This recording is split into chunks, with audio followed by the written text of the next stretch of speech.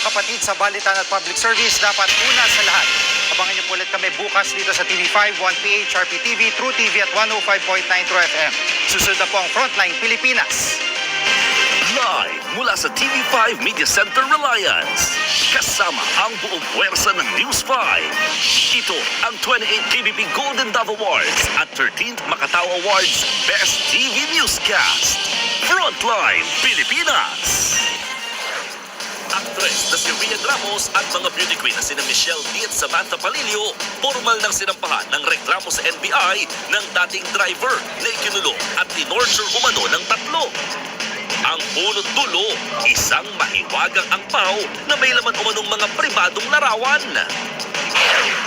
6 na pulis Maynila, timbog dahil sa notorious umanong pang-hold up sa Makati. Pangungutong naman ng isang traffic enforcer sa Binondo, sapul na sapul sa video. Magkano pa kaya mo? Magkano pa kaya mo? Pasintabi po mga kapatid, mga bangkay ng iba pang biktima ng lumubog na roro sa Basilan, naglutangan sa dagat.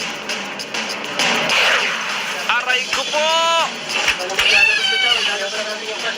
Panadero sa Pasay, naipit ang kamay sa pangmasa ng tinapay. Live na live pa rin tayo sa frontline ng Philippine Women's Open. Alex Iala, haharapin na mamaya sa quarterfinals ang veteranang pambato ng Colombia. At eto na nga, Derek Ramsey nag-open up na tungkol sa hiwalayan nila ni Ellen Adarna. Talagang nasaktan ako.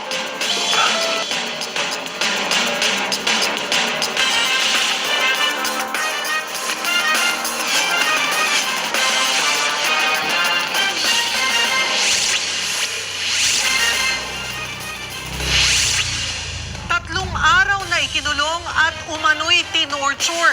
Ganyan daw ang sinapit ng isang driver mula sa mga celebrities na sina Michelle D, Rian Ramos at Samantha Panlilio. At ang punot dulo raw nito ang nawawalang angpaw na may pribadong larawan.